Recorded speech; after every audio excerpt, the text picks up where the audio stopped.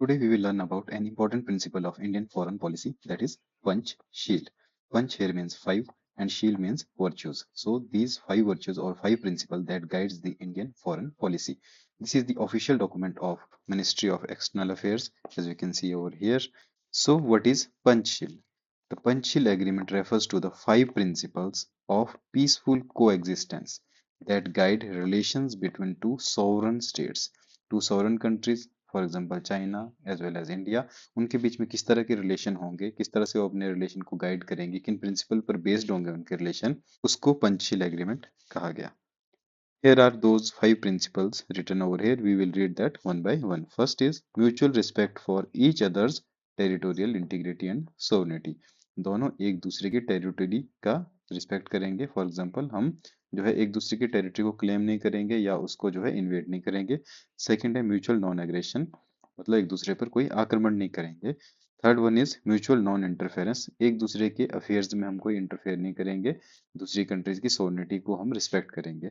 Equality, मतलब जब भी हम कोई डील करेंगे तो एक दूसरे को इक्वल मान के करेंगे, एक दूसरे को छोटा या बड़ा मान के नहीं करेंगे, that we are powerful nation, we are strong nation, ऐसा देख के नहीं करेंगे. हम दूसरे को जो है इक्वल टर्म्स में ट्रीट करेंगे. एंड म्यूचुअल बेनिफिट, और जो भी हमारी डील होगी उसमें दोनों का बेनिफिट हो, जो है मतलब सेल्फिश वे में काम नहीं करेगी कंट्रीज. पीसफुल कोएग्जिस्टेंस, दोनों कंट्रीज एक दूसरे के साथ पीसफुली कोएग्जिस्टेंस को बढ़ावा देगी. So these were five principles जो कि ले डाउन किए गए इन पंचशील प्रिंसिपल्स, जिसके बेस पर जो है दो कंट्रीज आपस में डील करेगी. ये 1954 की एक पिक्चर है जिसपे आप देख सकते हो चाइना के प्रीमियर हैं, दैट इज जो एन लाई, एंड ये है हमारे पास जवाहरलाल नेहरू जी, और साथ के साथ हम यहाँ पे देख सकते हैं कि माओ जेडोंग भी यहाँ पर है. So these three were the important figures of that time. This is the one of the statement of Jawaharlal Nehru about Panchsheel, that these principles are not good only to our two countries but for others as well.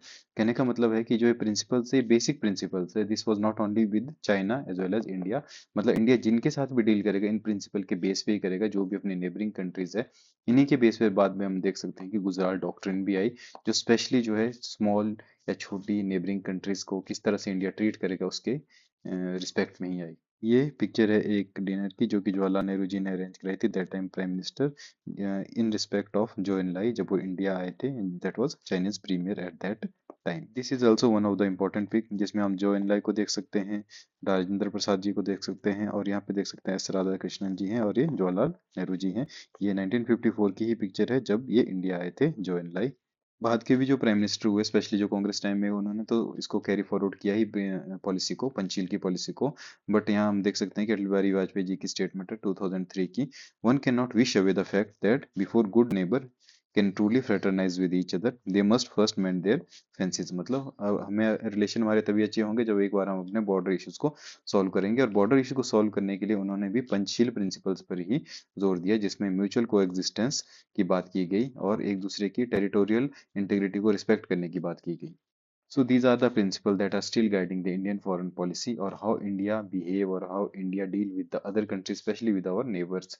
So this is how the Panchsheel principles guide the Indian foreign policy till now, and this is how India treats or India deals with the other neighboring countries or other countries on based on these five principles of mutual respect to territorial integrity, sovereignty, mutual non-aggression, mutual non-interference, equality and mutual benefit, and peaceful coexistence. So these are the principles that India is still following while dealing with every other country, and it also guides other countries how they should frame their foreign policy while respecting other countries, and teach every other country how prosperity and development of every country lies in the prosperity of all.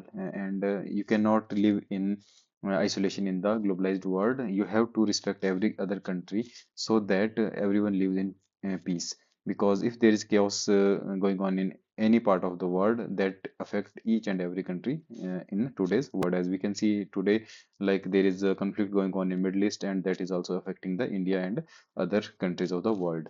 So these principles are still relevant or becoming more and more relevant in today's world.